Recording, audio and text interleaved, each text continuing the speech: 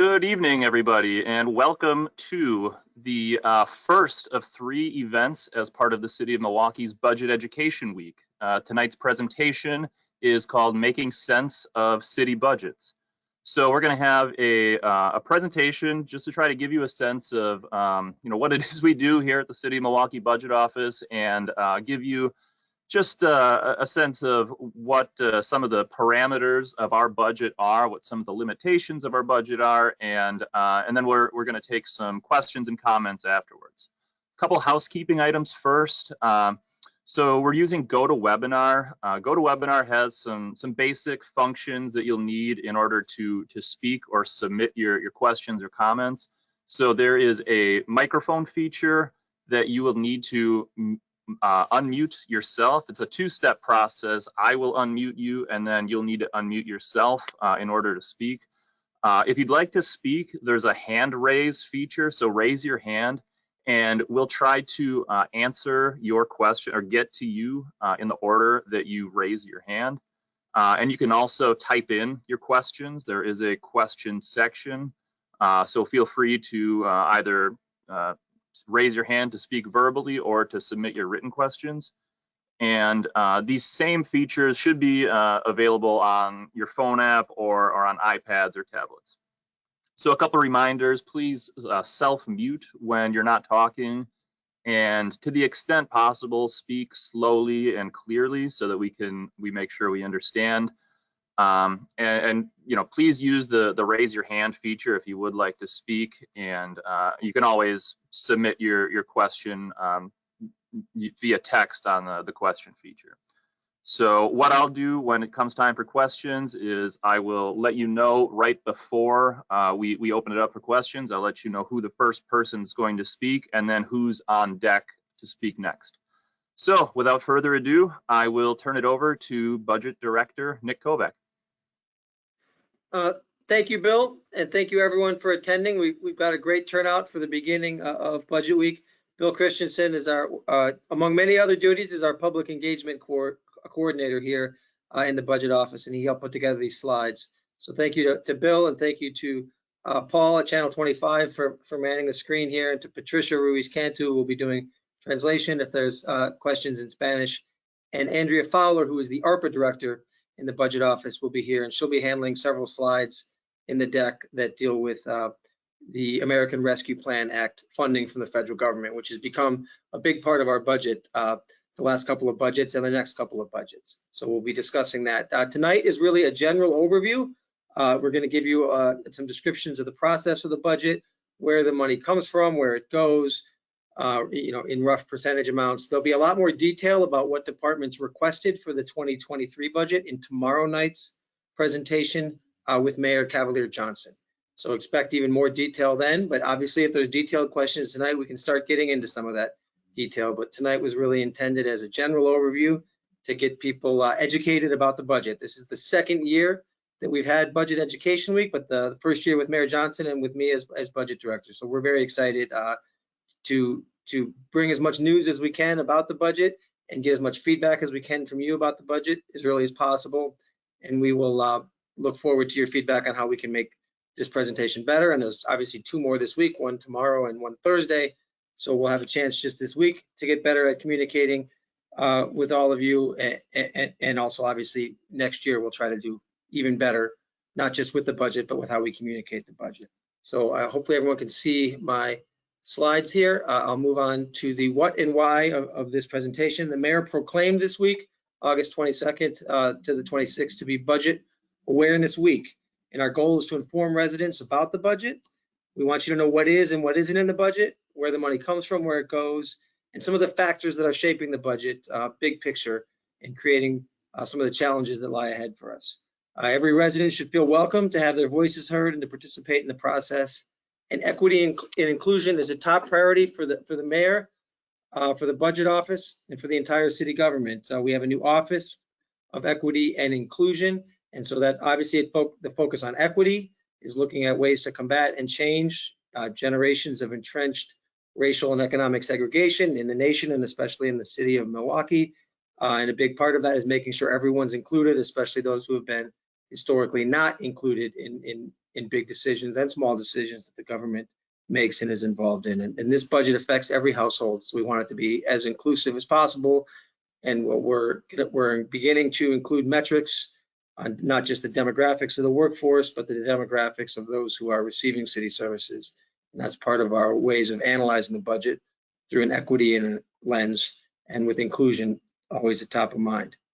Our budget process, I mean, there's a lot of sub-steps and half steps, but basically it's 5 big steps.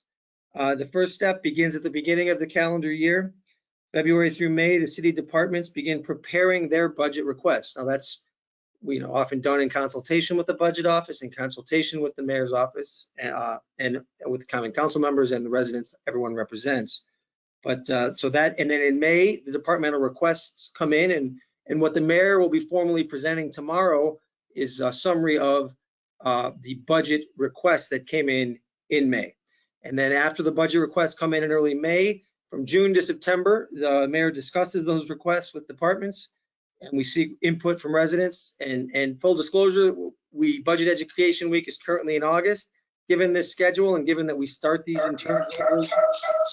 in June, we're probably next year going to move Budget Education Week up, and even move the mayor's request meeting up closer to when the requests first come in, because obviously we're closer to September right now than we are to June. And we do think that this meeting and tomorrow night's meeting would be even more productive if it occurred closer to June than September. So that's something to look for next year. And definitely put tomorrow on your calendar, especially if tonight wasn't enough for you. If you want to talk to the mayor directly and hear from the mayor directly, tomorrow at 5:30 p.m. Also on this same virtual format, we will be doing a public hearing about the requests that came in. The mayor will be proposing a budget to the city and specifically to the Common Council in September. And then in October, the Common Council will review in great detail, and the public will review in great detail, but department by department, those proposals in the mayor's budget. And another date to put on your calendar for formal public input is Monday, October 3rd at 6:30 p.m. That's the time for a public hearing after you've had time to review the details of the proposed budget, to let us know what you think about it. And then the Common Council will vote on that as a committee in late October and as a full council in November. And if there's any vetoes, that'll happen later in November. But by November, we will have a budget, because we have to have a budget by January 1, because the city of Milwaukee has an annual budget process. And we are required by law to be balanced. So we'll be showing you some projected future gaps, but the gap for any given year that we're currently budgeting for has to be 0. We have to either make cuts to expenditures or raise revenue somehow. We've got to be balanced every year. Some other fun facts that aren't explicitly budget related. The city of Milwaukee was founded in 1846, which is 2 years before the state of Wisconsin became a state. And the building I'm broadcasting from now was the tallest building in the world from 1895 to 1899. In 1899, Philadelphia finished its city hall, which is just a bit taller than ours. The pyramids are taller, so is the Washington Monument, but those aren't buildings. So we called ourselves the tallest building in the world quite a few years ago. So now getting into the details of where our money comes from. As you can see, there's some smaller slices of this pie, which I won't get into unless there's questions. Well, I'll tell you that PILOT is an acronym for payment in lieu of taxes. We can talk more about that if there's questions, but there's 3 big chunks of money: fees, taxes, and shared revenue from the state. Now, the shared revenue from the state is the sales and income tax you pay to the state, and there's a formula which is supposed to give that money back, but they've actually been giving us less and less money back over the last several decades, and that, in a nutshell, is our big problem. And this number you see here, 37% of the property taxes, shared revenue used to be more than property taxes, and now it's less. So the next slide will demonstrate that. The blue line is our property tax levy, and the red line is the shared revenue from the state. So both of these lines represent taxes that you pay. It's not like your sales and income taxes that you pay to the state have gone down. And in fact, the state is getting more sales and income taxes from overall and from the city of Milwaukee in particular than they did back at this time. But they've just decided to share less of our tax dollars back with us. And that's essentially forced the property tax levy to be the only thing that's allowed to rise at a level even approaching inflation, although in many years it's been below inflation. So you can see that the property taxes are inching up, but the shared revenue is actually inching down. And this is in real dollars, not in inflation adjusted. So if you look at one slide to explain why there's a big gap, which we're about to explain in this and in upcoming budgets, it's this one. It's the fact that the money we already pay in taxes to the state does not come back to us. And that spans multiple administrations from Doyle to Walker and now to Evers. So where does the money go? This is the general city purposes accounts. We're not counting enterprise funds like sewer and water and transportation in this. We're looking at general city purposes, and you can see that about 62% of that goes to public safety or sworn personnel or departments comprised of mostly sworn personnel, police and fire. These costs describe the cost for the total department, not just for sworn personnel. So that includes, administrative support staff and other operating costs. And then the other big department is public works, which that's streets, roads, street lights, trees, sidewalks. The real nuts and bolts of the city is in public works. The library is small compared to those, but a relatively big department, over a $20 million budget, funding Central Library and 12 other neighborhood libraries. The Department of Neighborhood Services issues all the permits and also writes fines for property owners that don't keep their properties up to code. And the health department is 2% of our budget, of our general purposes budget. We have been throughout every department, the vast majority of this expense is personnel, and it's over 80% of the cost is paying salary. So if anyone says, oh, just do less of that, or people often think of, when they talk about tightening your belt, they'll say just buy less supplies, buy less office supplies, and we've been doing that. But there's only so much less of operating you can cut. If you want to plug a budget gap, you need to do it with personnel, which unfortunately we have been doing. We've been reducing the amount of personnel in the city for the last couple of decades. And every year the level of providing the same level of service goes up. And if your revenues don't go up to keep up with your expenses, you've got a gap, which is what we've had for many, many years. So what are the limitations on our revenue? Well, the property tax, the state actually limits how much the property tax can go up. It changes a little bit based on a formula that factors in net new construction. So the more new buildings that go up, in theory, the more we could raise taxes, but it's never by more than a few percentage points. So there's an actual statutory limit on that. There's also a practical limit. There's only so high you can make property taxes before you make it prohibitively expensive and start costing yourself more than you gain by making the taxes too high. But there's also an actual state limit that prevents us from raising the property taxes much higher than they already are. There are municipal fees. Those are the charges for service, which was the number 3 category and where the money came from.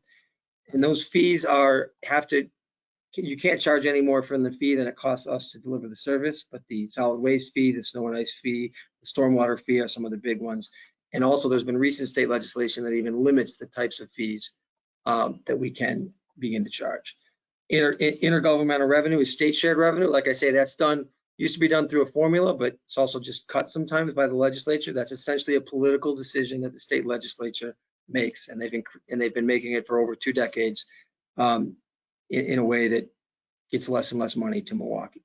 And we also, even if there was political will to have an additional sales and additional income tax that the city would control or the county would control, we can't do that unless the state explicitly gives us permission to do that. So almost all of these limits that I've described on revenue growth are created and maintained by the state government in Madison. We face a structural problem. Expenses are growing faster than revenue, and without a new source of revenue, we're going to just have to keep continuing to make difficult decisions. I mentioned before the cuts we've already made. We've cut 389 positions just in the last several years. We have eliminated 7 fire engines just in the last half decade. We've increased employee health care contributions. We've increased those fees. So we've gotten more money from employees, more money from residents. We've put on periodic salary or hiring freezes. Just this summer, we put on a kind of a soft freeze where we slowed down hiring to try to make sure that we would have a plan to balance this next year's budget. And you can see that the budget that we're in now, 2022, is 0, because whatever year you're in, the gap has to be 0 because you have to submit a balanced budget. When the request came in May, we had projected a $95 million deficit. It came back in at 151. And like I said, we'll go into more detail on what was in those requests, either in the questions after this presentation, or it's certainly at tomorrow night's meeting. The slides will actually go into the details of those departmental requests. But there's no one answer as to why the number was higher than 151, but everything just costs a little more, whether it's contracts, whether it's employee costs, whether it's operating costs. Everything's increasing, and our ability to deliver the same level of service costs more and more every year. And then this again is a projection. This 151 is a real number. That's what came in May on the requests. We're projecting 24 and 25. Maybe we're low again. I don't know. I sure hope we're high, but I doubt it. But this, we're projecting, expecting increases, and with inflation where it is, you might even expect a bigger increase than this in terms of what how our gap will continue to grow in future years. The gap between cost to continue current services and the amount of money you have to pay for that. Now I'll turn it over to Andrea Fowler, who is our ARPA director, who will talk a little bit about a generational opportunity we have from the federal government and ways we've been reaching out to the public about what they want from that money. Hi, everyone. Good evening. As Budget Director Kovac said, my name is Andrea Fowler, and part of my job is to oversee the spending and compliance for our American Rescue Plan Act funding. As you may know, the city was lucky enough to receive almost $400 million, about $394 million of American Rescue Act Plan funding from the federal government. We received that about a year ago and have been going through the process of spending that money and allocating it to some of our third-party partners within the city to try to make the most significant impact that we could. Now, one of the ways that we planned how to spend this money and allocate this money was by asking you to provide us with your preferences. And as you'll see from the graph below, public safety ranked consistently very high among the public's wishes to spend the city's ARPA money on. Economic and workforce development was second, infrastructure and transportation was third, and then public health, and then coming in just behind that was housing access. Nick, next slide, if you don't mind, please. Within those categories, we did get some results from the public, thank you, that broke down those categories a little bit more. So you'll see within the public safety category, the results from our survey highlighted the request for more police staffing and to address reckless driving. And you'll see in a moment that that is a recommendation that we took very, very much to heart. Under economic and workforce development, job training ranked the highest. Within the housing access category, home ownership support and rental housing support ranked very highly. We have many programs that are aimed at home ownership support as well. I should say, we have many job training programs that we have engaged in with our partner, Employ Milwaukee, which we're very pleased with. Under infrastructure and transportation, street paving was by far the most supported category. And then under public health, we have mental health support and violence reduction services through our Office of Violence Prevention. Next slide, please. So what have we actually done with our first round of funding? The city was allocated its first half of the funding in 2021, and we've spent the majority of that to help fix some of the negative economic impacts of the pandemic. Now, I should back up a little bit and tell you that ARPA funding can only be spent on very specific categories, and most of those categories are things that are designed to fix negative impacts of the pandemic itself. So for example, in this negative economic impact category, the city is doing things like funding lead exposures, improving access to housing, maintaining neighborhoods through targeted demolition or deconstruction and restoration, and also contributing to increase early childhood learning outcomes and provide workforce training. A significant amount of this funding, however, was required to support ongoing city services.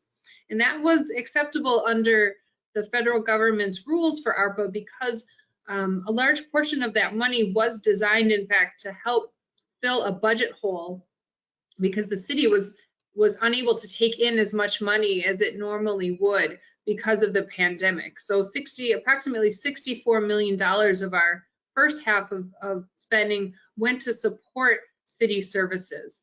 And then you'll see public health also ranked pretty highly. That makes sense. We were responding to the direct impacts of COVID, running vaccination sites, testing clinics, etc. And then we also contributed some to increasing public sector capacity. So that's the city's ability to continue to offer services to its residents. So for example, we as a city needed to rehire some workers and put some of that funding towards paying the workers that were already on staff. Next slide, please. So in concluding this American Rescue Plan Act section of our presentation, I just wanted to talk about what we're looking forward to doing with the rest of this funding. It's important to note that this is a very limited source of money. It's wonderful. We are doing the best we can with it, but it is going to run out. So the second set of funding, we are allocating for things like increasing street lighting to increase safety in our neighborhoods. We do have some administrative expenses that go for just how to handle the programs associated with this funding. We do need to continue to allocate a significant portion of it to continue to fund city services. And in this case, that is primarily directed towards the Milwaukee Fire Department, who provides critical ambulance services and some COVID relief services to our residents.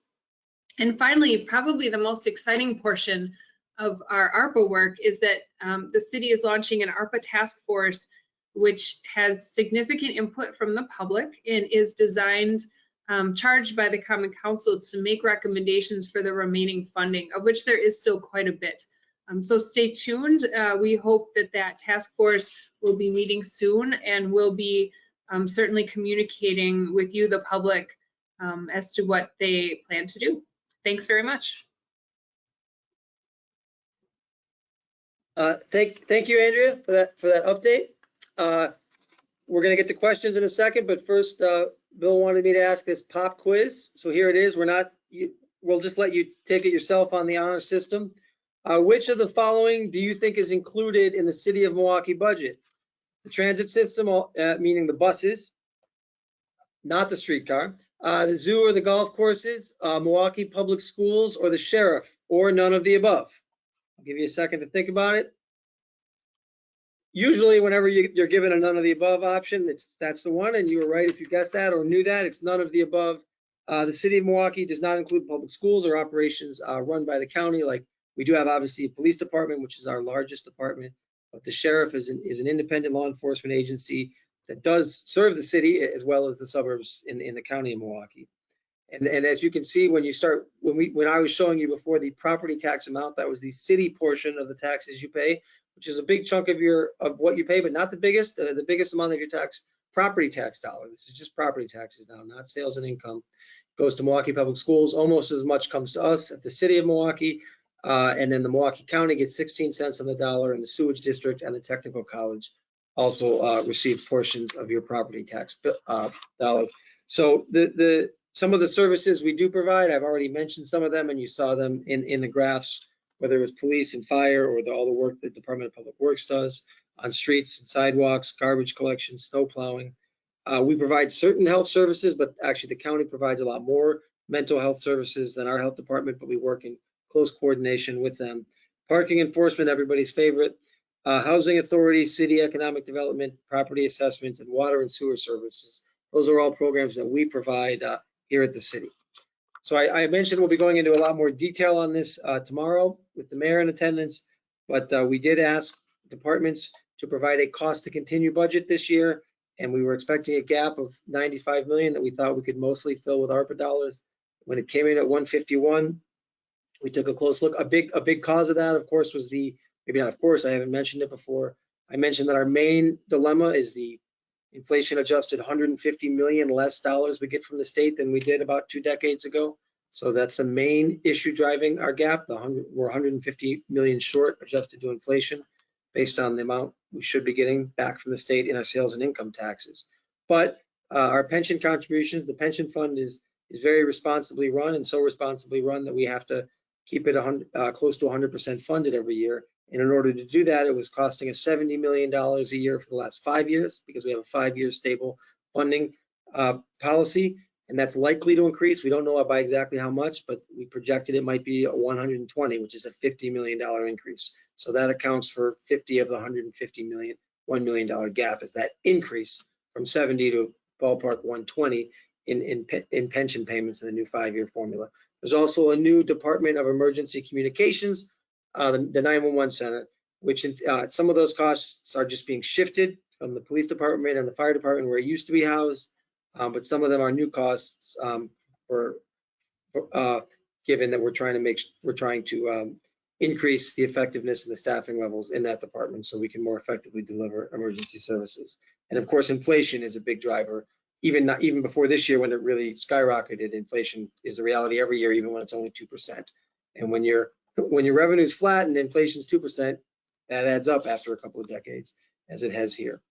And then we do expect that the ARPA money that Andrea talked about will be available this year and next year. But after that, expect that gap to be even harder to fill in the 2025 budget and beyond.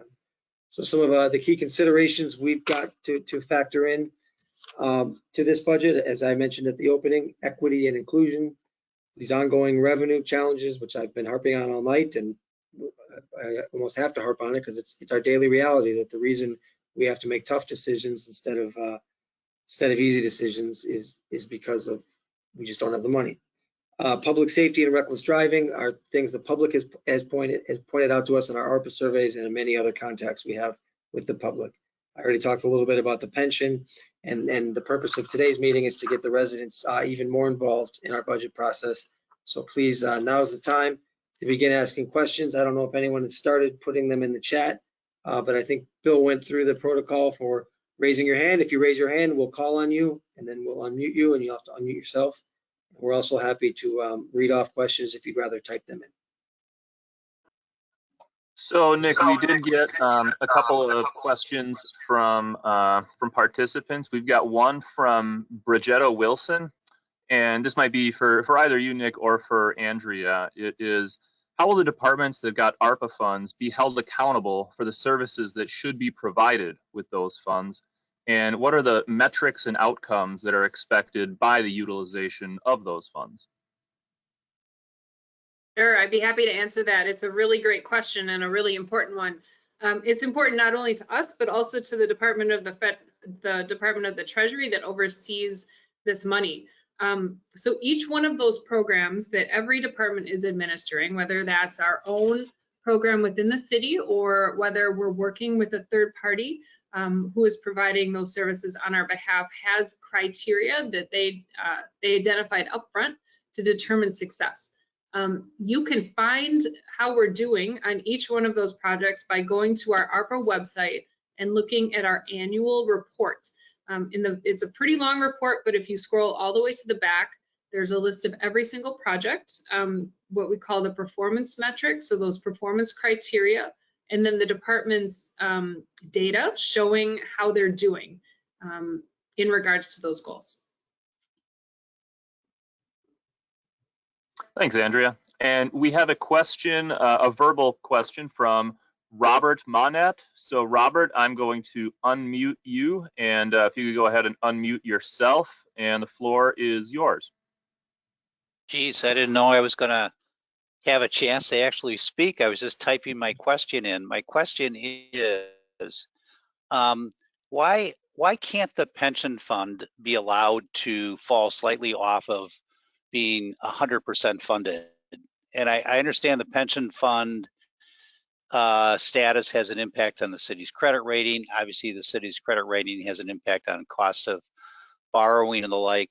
But with everything else so drastically underfunded, why is the pension fund the one thing on the budget that is always 100% funded while all these other departments go looking for money?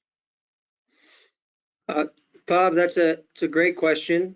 I'd say there's two reasons, maybe more, but two that I can think of off the top of my head. One is there's a city charter that says that the Common Council shall pay what the pension board says it needs every year. And the pension board determines that in consultation with its actuary and with its capital markets consultants to tell us what the normal cost is combined with the amortized unfunded actuarially accrued liability. Now, that's a city charter that is in control of the Common Council and potentially could be changed in theory. However, there's an additional contractual obligation via the global pension settlement, which was signed about 2 decades ago. So if there were to be any change to that charter, there would be immediate litigation. I can't tell you what the results of that litigation would be because I'm not a judge. So we also got another written question. This one's also from Bridgetta Wilson. And this is in reference to the budget gap that we're facing in 2023. She says, what is causing the gap and how do civil lawsuits against the city impact the city budget, especially those where a monetary award is given? Yeah, I talked a little bit, I think, in the presentation about what's causing the gap. To review quickly, the big picture is the flat revenues, especially state shared revenue. The pension's also a driver, but frankly, it's not even as the biggest driver is the flat shared revenue from the state. The pension's another one, and then just the flat shared revenues from the state combined with inflation. However, these civil litigations, we've had several multi-million-dollar lawsuits settled, mostly involving the police department in recent years, some involving more recent activities, some going back, some wrongful imprisonment cases that go back several decades and didn't get settled until DNA revealed the wrongful imprisonment many decades later. So those we have to pay for. We're self-insured. So if we have a multi-million-dollar judgment, we pay it, and that comes out of everything else. So that's another factor that does drive everything. I would not say it's not as big as the pension annual obligation nor the shared revenue gap between inflation adjusted gap, but it's certainly a factor that doesn't help. Thank you. We also got another written question. This one's from Femi Okunmaladun, and the question is, with the second round of ARPA funds, will the community have any say in how this additional funding should be spent? And then he's got another question here, but we'll hold off until the first question. The answer to that is yes, but I'll let Andrea go into more detail about the ARPA task force. It's been set up by the Common Council. There'll be many people on it, including me, but public involvement will be one of the big priorities.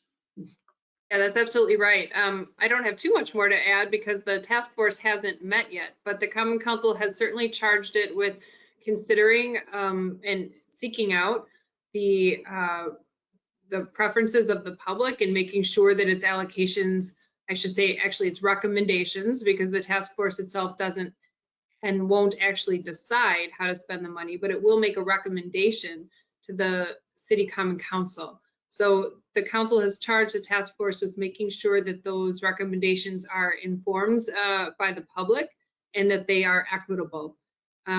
Additionally, there's 2 members of the public who are not city employees who are sitting on that task force. As to how the task force will seek input from the public directly, I'm not sure. That will be up to them, but hopefully that is something that they will decide in their first meeting or 2. Thank you. And just a reminder. Oh, I'm sorry. Go ahead. Nick, did you have something else? No. Oh, okay. Just a reminder to raise your hand if you do have questions, just to make sure that we get to you. And the second part of that question was, during the mayoral debate, there were candidates that were calling for a potential city audit. Can we get this audit going, is the question. I watched some of the mayoral debates, but not all of them because I don't recall the context of that particular comment. But we do have an independently elected city comptroller. So, and the budget office works very closely with the comptroller, and the comptroller's independent of the mayor, and they have an audit division. And actually, even within the comptroller's office, the audit division is relatively independent from the elected official comptroller Aichisawa. So they periodically do audits of various departments on a routine basis. They also take requests and sometimes will do targeted audits. The Common Council also has an inspector general who does their own audits. So there are 2 significant ways that even within city government, but outside the control of the mayor, audits routinely take place and can take place. We also periodically get other third parties that do audit. We hire auditors routinely as part of our annual reporting process who do financial audits as opposed to forensic audits. But there's also third parties that periodically review our finances. One that will be coming up again is the Public Policy Forum that's doing its third review in the last decade and a half of city finances. But we're certainly open to, in fact, we'd be happy to have the state's audit bureau take a close look at our finance. Given that the state has so much control over our money, we'd love to have them take a close look so that the state would understand the effects of their funding policies and their restrictions on our revenue. We actually would welcome an audit from the state, which will hopefully convince them of the seriousness of our problem and to help us then solve them. Great. And at this point, we don't have any more questions in the queue, and I don't see any hands raised, but we can just wait another minute or so. And in the meantime, we would like to let you know, remind you about the event tomorrow, which is the mayor's preliminary budget hearing. So this will be another virtual event. It'll be on GoToMeeting, a platform just like this, where you'll have a chance to have the ear of not just us, but of the mayor and everybody that's in attendance. And on Thursday, we'll have a slightly different presentation that's a little bit more focused on the kind of work that we do here in the budget office, let you know a little bit under the hood, kind of how the city budget is developed. And after that, we'll have an AMA, an Ask Me Anything, with Budget Director Kovac. So, as opposed to tonight, which was very limited in which questions could be asked, right? Yeah. Tonight was an unadvertised Ask Me Anything, and Ask Yes. Andrea Anything. Yeah. Are there any, in that spirit, are there any other questions? I'm not seeing any here. Okay. Well, maybe people are saving them for tomorrow for the mayor. So that'll be exciting. We have a lot of people signed up for tomorrow, and if you're not, please do. Thank you everyone for engaging with us, and please keep doing that as we finalize the mayor's proposed budget for next month. We'd love to get your feedback. Yep. Thank you, everybody.